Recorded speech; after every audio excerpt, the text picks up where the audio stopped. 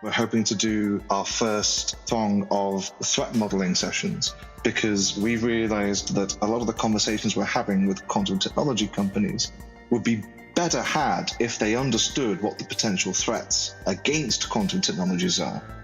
August in Vegas. An intense but dry heat. And also the setting for DEF CON, the world's leading hacking conference, 32 years strong. Nestled within the show is Quantum Village, now in its third year.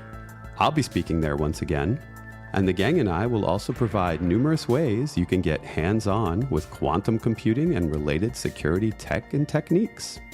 Learn about some of the fun we have on deck in this episode of the Post-Quantum World. I'm your host, Konstantinos Karagiannis.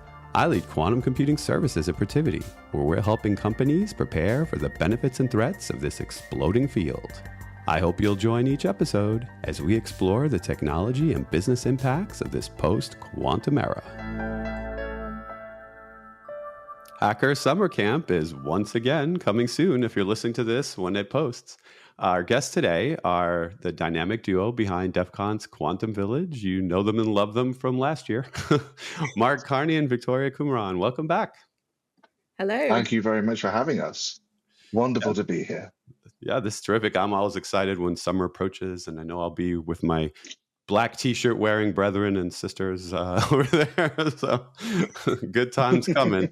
But for newer listeners, those who haven't been in the hacker world as well for many, many years, you want to maybe give them a little description of what DEF CON is, just in case they didn't hear the old episode too. So DEF CON is one of the largest gatherings of hackers in the world. The summer camp itself attracts, I think, nearly 40,000 hackers in total. It's composed of 3 events. So there's an event called Black Hat USA, which is quite industry focused. So cybersecurity for the CISOs, for developers, for the more enterprise level clients. There's the B-Sides Las Vegas, which is kind of a fun side a conference that lets people sort of showcase the more unusual work that they're doing. And then there's what is for us the main event, which is, of course, DEF CON, which is in its 32nd year this year. Yeah, it's crazy. I feel like I've been to every one of them. No, it's not true, but I've been a lot. Definitely not. That's great. And that's 32 years. And now we're going to be in the 3rd year of Quantum Village, right? So congrats. Thank you very much. Yeah, it's amazing. So how is this sub-faction of spooky action in the desert, if you want to call it that, evolved? Well, certainly since last year when we spoke to you, we're now formally a 501c3 nonprofit. So that's always a nice goal to finally hit. And we have recently joined the QEDC, which is the Economic Development Consortium in the US. We're branching out as well into Europe and the UK, slowly but steadily. And I think the whole idea is to really grab the attention of hackers around and bring them into the quantum world, into the quantum realm and the coming quantum technologies that we have arriving on our doorstep. Yeah, last year was amazing. I had so much fun. I really enjoyed it. It was fun speaking there. It was fun getting pulled into a panel with about 3.5 seconds notice. Thanks for that, Mark. That was good. Anytime. It was, no, I really loved it. And I loved seeing how more and more people just like crowded in as the weekend wore on. So, I mean, it's quite impressive, I think, last year, because in our first year, we were quite next to AI Village in our positioning. So in order to get there, you had to go past us. And so we got a lot of footfall that way. Last year, we were well out of the way. You had to go to Harrah's Hotel, go to a magic show, miss, go to the end of a corridor.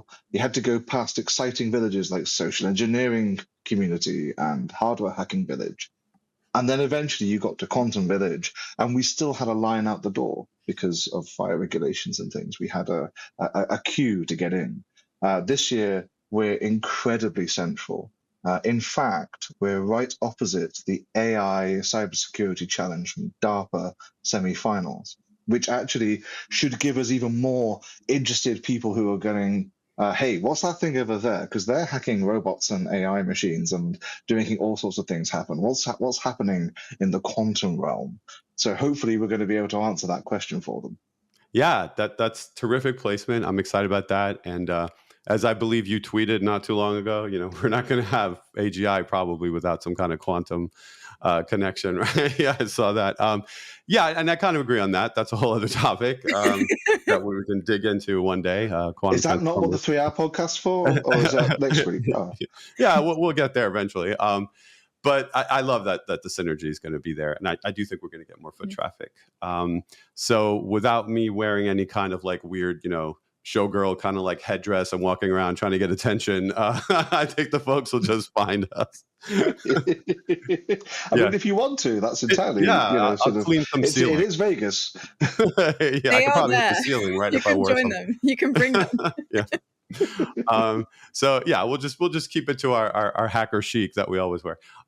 So DEF CON always has a theme, and did you want to share that theme, and then if there's a theme for the Quantum Village this year? Sure. I mean, one thing to point out as well is for the first time, DEF CON's going to be under one roof. It's going to be, well, I think probably in the OG space that you can probably tell us, Konstantinos, it was under one roof, but it's grown so big that instead of spanning lots of hotels, it's going to be at the Las Vegas Convention Center, which is where like conferences like CES take place and so on. Yes. And we're really centrally located.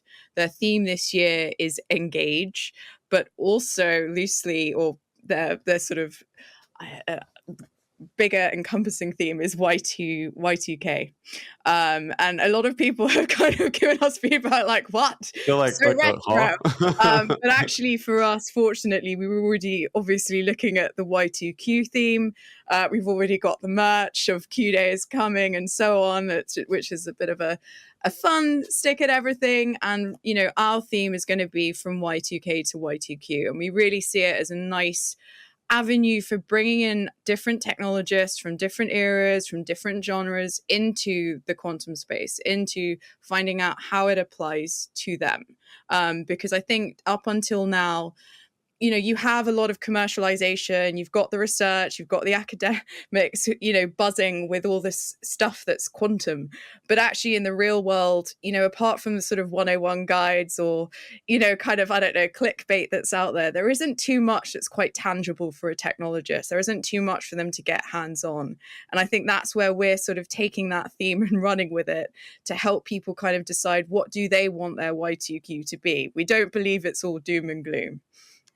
Yeah, my first DEF CON was right after Y2K didn't happen, I guess we could say. The lights were still on. I was at a Lexus Park Hotel, and that was certainly under one roof with people spilling out into the pool because they literally couldn't fit anywhere. And that it's kind of full circle now. Here we are many years later. So what are some of the activities that attendees can expect to enjoy within the room or rooms that Quantum Village is going to encompass there? So we're having talks again this year. We've had 2 years of really stellar quality talks. Thank you. Thank you. Not just yours, although yours has been a highlight for a good number of people. For those who don't know, Konstantinos gave a great talk on hacking quantum advantage using classical processes. So putting in amazing work through tensor networks, which is all this idea of using quantum information to do computing better with or without quantum hardware. This year, we're shaping up to have more introductory material of all different kinds. So we've got talks that let you experience some really in-depth people going through some really amazing mathematics and theories, all the way through to talks that'll hopefully elucidate more about how the technologies are being built and maybe how they're being broken just a little bit. We're also looking to have our first zine, and we're hoping to do our first thong of threat modeling sessions, because we've realized that a lot of the conversations we're having with quantum technology companies would be better had if they understood what the potential threats against quantum technologies are. We've heard a lot about how quantum's going to break everything, all the cryptography, or how it's going to solve finance, or it's going to solve, sort of medicine. But in order to do that, you have to give it access to some fairly privileged information, which means that you're putting a lot of very, very, how can I put it, sensitive bits into qubits. So it's kind of looking at how we can get people more aware of what the quantum stack looks like, and then using that as a gateway to help them get involved.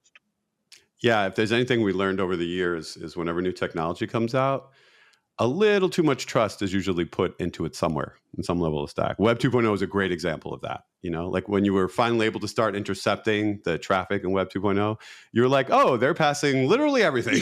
Like just every request, you can get everybody's, username, password, whatever. It's like, it's all there, account numbers. So it is a full stack, like you say. And this is the time for hackers especially to start taking a look at what that means. And I love the interactive nature. I assume there's going to be some way for folks to get involved, maybe walk up to a whiteboard or something. That would be cool. We're hoping to have interactive whiteboards, definitely. Whether they come through is another thing. Well, markers then, that's and then to halfway through, that's not a whiteboard. Oops, whatever. Time to paint. Indeed, like fostering that knowledge exchange. I think the nice thing that we have going at the village is that different skill sets and bringing that together, different quantum modalities, different approaches. And we're hoping to have quite a few sessions. So that's definitely something that's open to everyone. And we've already got an exciting roster of interested parties and even agencies, I think, where we're putting out the material, the output from the sessions. Yeah, I mean, already I think listeners should be getting a sense that this is not your typical quantum conference. It's not a couple of, and those are fine for what they do. They have a place for vendors to show what they're up to and give demos, and then really coordinated talks to show what each company's up to. But that's not what DEF CON is at all. DEF CON's about like really digging in and kind of, frankly, ripping apart technology and getting under the hood. So in this case, we're peering into the soul of the universe, if you will. So, so this is a unique thing. And I really want to impress that upon everyone that if you can make it to one hacker show, or a quantum show, make it the one that combines both of those elements. It's kind of amazing. So last year and the year before, there were Capture the Flag contests. And I'll let you talk about what that means in general. But this year, it turns out the one you're running is part of DEF CON's official Capture the Flag events, it's right? Getting an upgrade. We're an official contest. So I think in one sense, it's sort of a little nerve-wracking. But on the other hand, it's going to be really incredible and really exciting because before we're sort of just advertised within the village, whereas now it's a formal contest.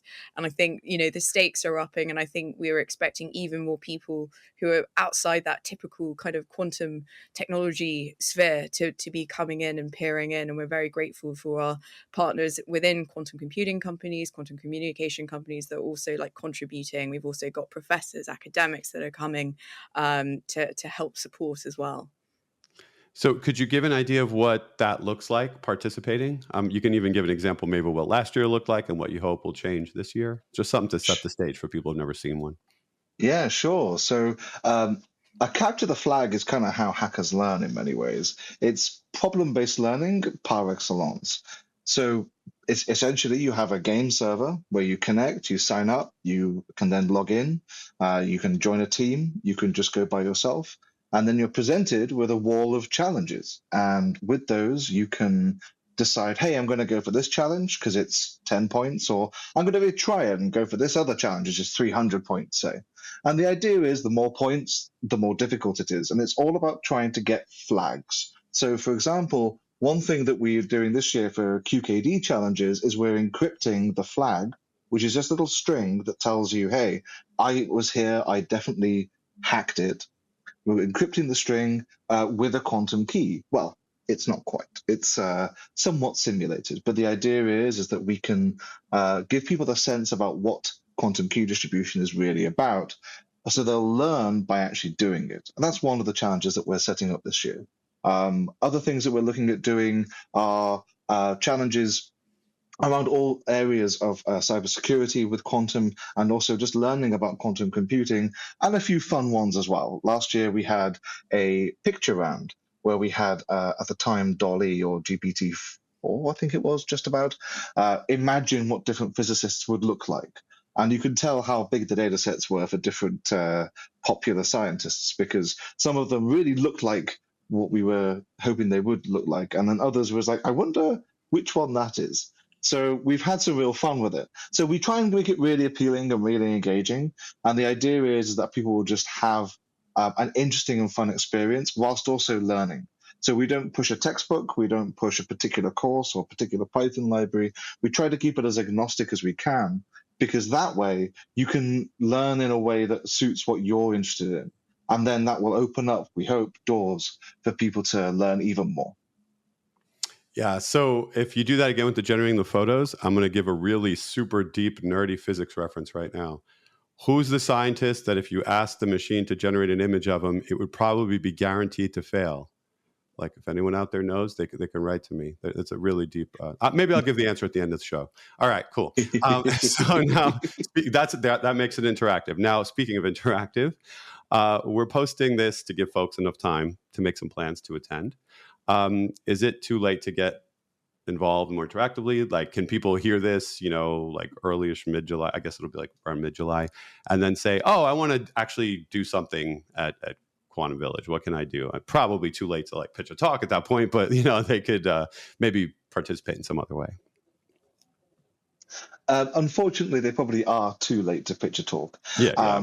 But we're planning on keeping the call for challenges for the Capture the Flag. So if you want to be a quantum quiz master, there's a good chance that we'll have that open, because I close that quite close to the event, just to give people a chance to give me their quizzy questions for the Capture the Flag competition.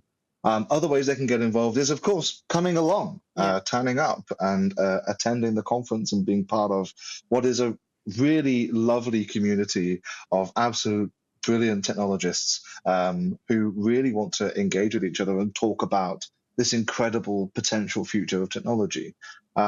We want people to come and listen to our talks, take part in our workshops. We also want people to get involved in our Discord as well. So if you can't attend, we're hoping that almost all of the Capture the Flag this year will be available remotely. There'll be some things where we want to tie it into some physical devices at the village, but that shouldn't preclude you having a really good time and earning a load of points remotely. Yeah, and if every once in a while one of the talks is slightly over your head, if you're an attendee, you can always load the Hacker Tracker app and go hear one of the main track talks that might be a little more accessible for an hour in return. People can take Absolutely. a break too if it's not their thing. And DEF CON is where all the big talks happen, right? That's where the Jeep was hacked. That's where folks cracking ebook encryption were dragged off the stage by FBI agents. That's right. Things like that happen. It's a lot of fun to be had. So come, bring your bail bond. And Did you need one for your talk a few years ago? Nope, never broke a single law when I went on stage. And of course, listeners might note that we all know each other, and we're making lots of jokes here, but it is a terrific show. Are there any significant talks we can describe here via teasers? I'd be happy to tease mine at the end, but I was thinking of other people's talks maybe. I think we sort of can. We do have, I think, 2 virtual-ish talks. One from someone who's quite infamous in the quantum hacking space.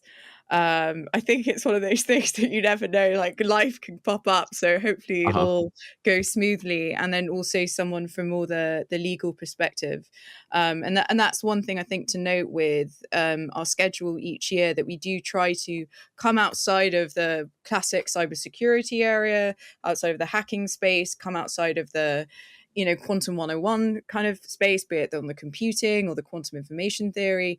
And then we also try and delve more into that, I guess, the social aspects, and certainly policy is very important. And getting lawyers, for instance, we're hoping to have our first, legal professionals giving their perspectives, because they're always very important as well and have a very different lens and can actually help you navigate through a lot of these fields and how it implies with policy. And I think that's something that we want to kind of dig in a little deeper. We're going to have our debates back as well. Even things like around ethics. I always worry about saying that, hey, we do quantum ethics. It's more about looking at the question. And already, in cybersecurity, in the hacking space, we understand what the term, an ethical hacker, what that means to be. So actually, I think there are a lot of people in the audience at DEF CON who will have a really good insight and a really good value to add to these conversations. That's great. Well said. And on that note, one of the people speaking will be yours truly. I'll be talking about the Hacker's Guide to Post-Quantum Cryptography. Little explanation of what that even means, of course. Most people don't really know how post-quantum cryptography works and certainly don't know about the attacks that have been leveled against it and how it's held up and things like that. So if you want to attend, I'll be speaking, I believe, on the Friday evening, so that weekend. And that's, I believe, the 8th through the 11th, correct? So I'll be speaking on the 9th, I guess that is. Correct. So yeah, August in Vegas. And we can't wait. It's going to be so great. I plan on attending every day till I die. And if you guys stop doing Quantum Village, then my ghost will just be roaming the halls, looking for it or something.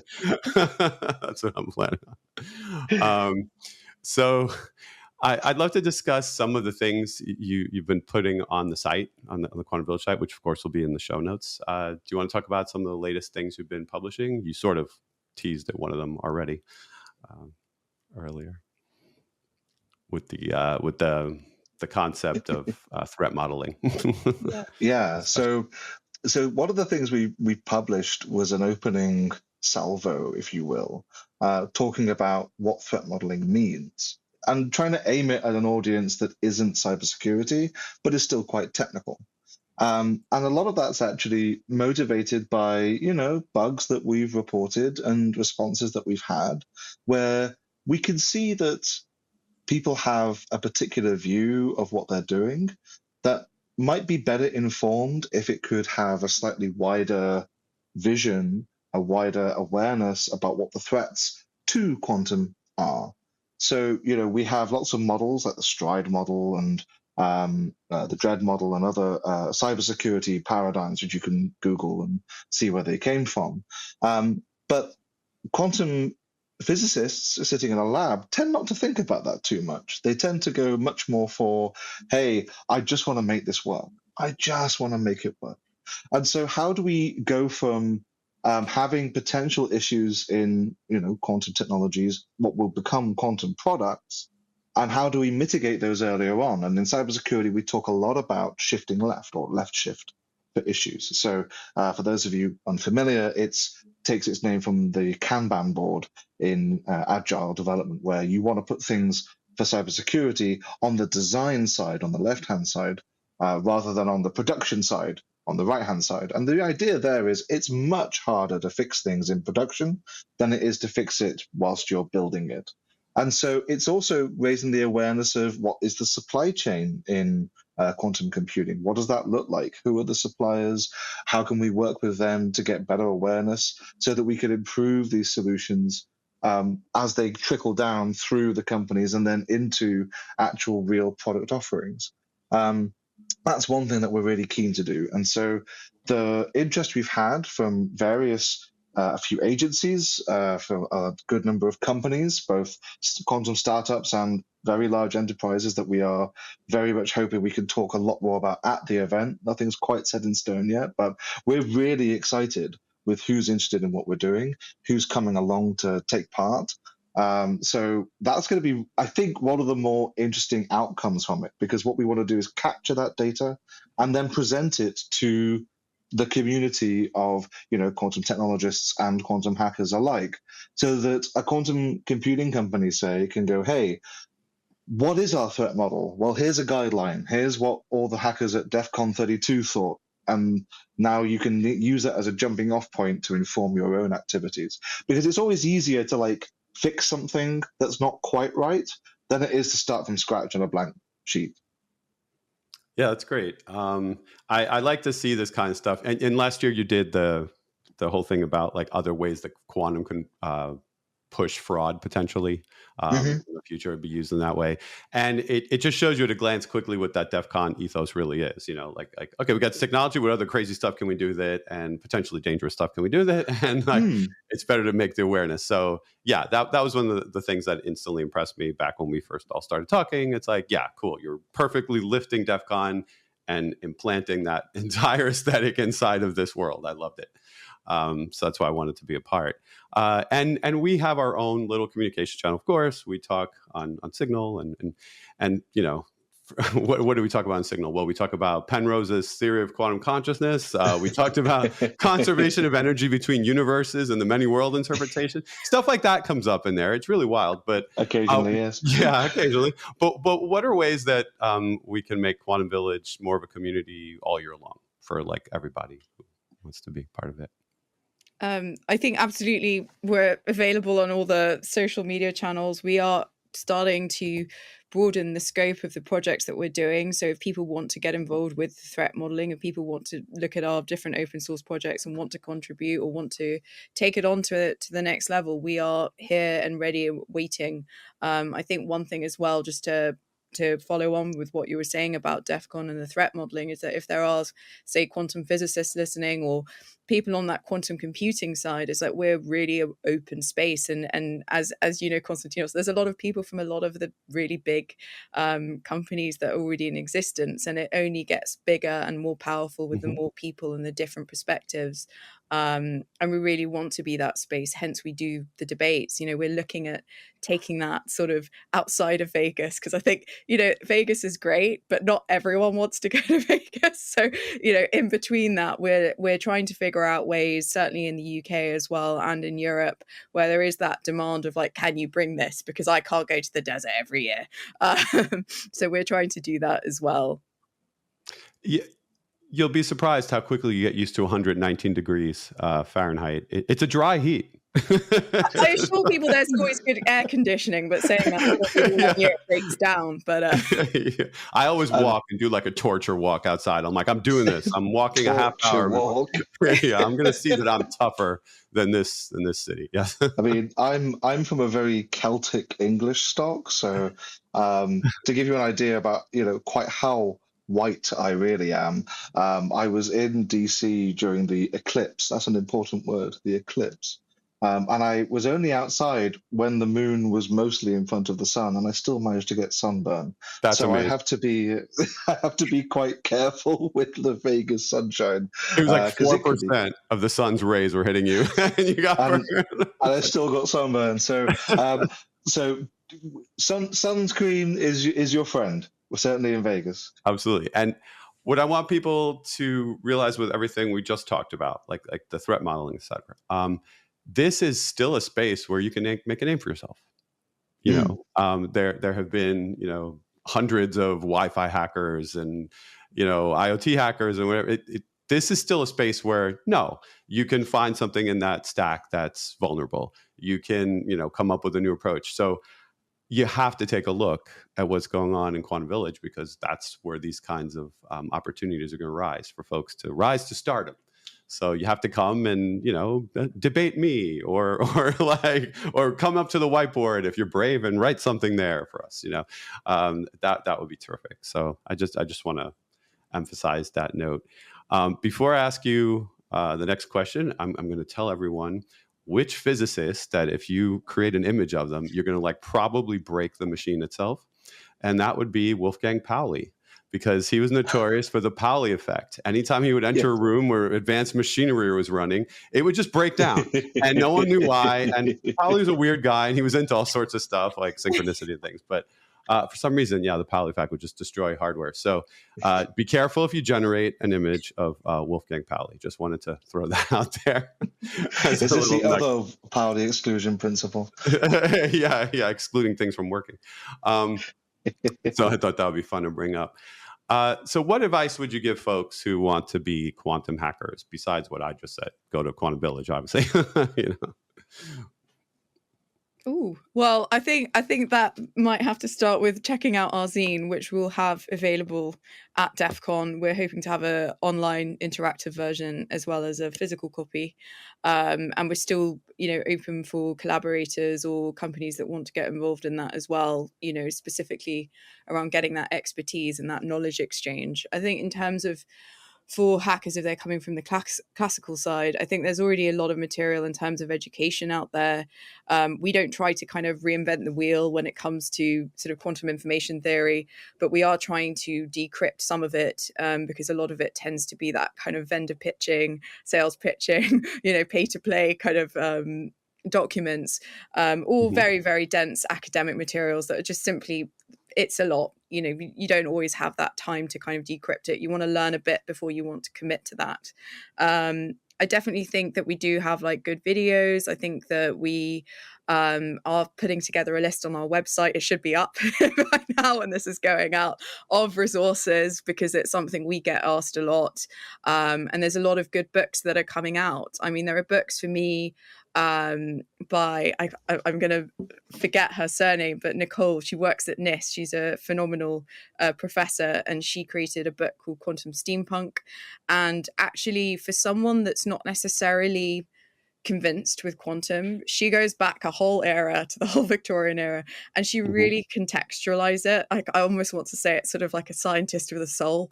And actually, sometimes reading a book like that can help you, give you that story as to why it matters about computing. She's a specialist in thermodynamics, like that sort of thing. She's looking at all these bigger concepts and kind of drawing them in. I think she even narrates the story of bobbing around the UK. So if you're a Brit, you might hear the familiar anecdotes that could, whatever works to get you into it, whatever. Yeah, she works. lost me with those. I was like, I don't know what you're talking about. But, what works for one person isn't going to work for another. Mark, you've probably got some good ideas from the more technical perspective. I think the biggest thing is to have no fear. From the stories we've had, like doing the quantum capture the flag in particular, the first year there was a slightly older gentleman who turned up and he was like, I'm not clever enough, I'm not smart enough to do this. I'm like, oh, have a go. No, no, no, no, no, I'm not smart enough. I couldn't possibly do it. No, no, no, no, no, no. I'll just have a go. No, I could. And I just went, oh, just bloody have a go. And so it was like, okay, fine. So he gave in, totally expecting he wouldn't be able to achieve anything, and then placed 19th out of 50 in the competition, which is respectable, right? Respect, absolutely. Yeah, and I think that, yeah, and there's lots of stories like that. Like, you can make a lot of this very complicated. You can really get into the nablas and into the calculus and into the very deep mathematics of the various physical systems that are going on. But you can also understand quantum information from a fairly high school perspective, like linear algebra, which is complex on incredibly well-behaved matrices. They sound scary, and then you just do some work with them, and then you can get into it. So if you want to learn it from that point of view and then go into the physics, that's another route. Or if you just want to just focus on the classical stuff, like the majority of a quantum computer isn't the incredibly cold, incredibly empty box in the middle. It's all the classical circuitry, cloud queues, compilers. There's a lot of other technologies that we actually really do understand very well, and also understand how to hack very well, that are involved in building a quantum computer. So there really is something for everyone's expertise, and we need more people to bring that diversity of backgrounds into quantum tech, because that's really how we're going to build more robust and more production-ready systems. That's how we're going to really get to the advantage sooner, when the advantage can't be done away by someone accidentally tripping on a cable. 3 rooms down or something. There's a whole load of work to be done, and as you've already alluded to, there's a whole wealth of heroes to be made from finding ways of doing things that just haven't been done before.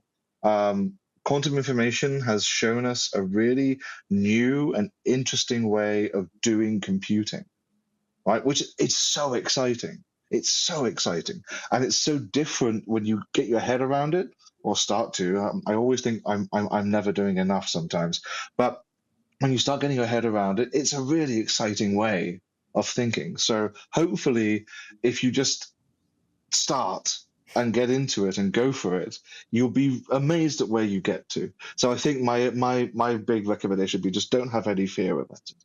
Yes. And if I could think of one classical attack you probably don't want to try against a quantum computer, it would be the screwdriver attack, because if you open that thing up, yeah, well, you're done. Yes, you're probably having a bad Tuesday. Yeah, you're going to be a popsicle. So that takes care of that. So Mark and Victoria, thank you so much for coming on again. I can't wait to see you soon in person. And I hope some of the listeners come and join us for a great time in Vegas. Absolutely. Come and join the Quantum Hackers. Now it's time for Coherence, the Quantum Executive Summary, where I take a moment to highlight some of the business impacts we discussed today in case things got too nerdy at times. Let's recap. DEF CON is canceled this year. It's an old joke. I couldn't resist. Actually, it's very much on. In its 32nd year, now in a bigger space, the Las Vegas Convention Center. Mark and Victoria are about to host the Quantum Village there for the 3rd year in a row. If you're a longtime listener, you've heard about this show and Quantum Village before. Quantum conferences are great, but can feel somewhat similar. There's something special about having a gathering like Quantum Village that is so hands-on, surrounded by the world's largest hacker conference. This unique experience is not to be missed. Like past years, there will be talks, workshops, and a Capture the Flag competition. This Hacker Challenge is one of the official DEF CON CTF events this year, so we expect even greater participation. And you don't need any real experience to participate. Check it out and see. This year's overall DEF CON theme is Engage, and the Quantum Village theme is Y2K to Y2Q. There certainly are a lot of parallels we can draw there, as you've heard on this show before when we've talked about Y2Q. Expect some good coverage of quantum threat modeling too, which is an overdue discussion area. The security around QIS may be a place for new hackers to make a name for themselves. I will present a hacker's guide to post-quantum cryptography among the many talks. You can also join us for interactive panels and activities. It's not too late to join us in Vegas if you hear this as it first posts. DEF CON 32 is August 8th to 11th, 2024. And if you're listening in the future, DEF CON 33 is not canceled. That does it for this episode. Thanks to Mark Carney and Victoria Kumaran for joining us to discuss DEF CON's Quantum Village. And thank you for listening. If you enjoyed the show, please subscribe to Protiviti's The Post-Quantum World, and maybe leave a review to help others find us. Be sure to follow me on all socials at Constant Hacker. That's Constant with a K, Hacker. You'll find links there to what we're doing in quantum computing services at Protiviti. You can also DM me questions or suggestions for what you'd like to hear on the show. For more information on our quantum services, check out Protiviti.com or follow Protiviti Tech on Twitter and LinkedIn. Until next time, be kind and stay quantum curious.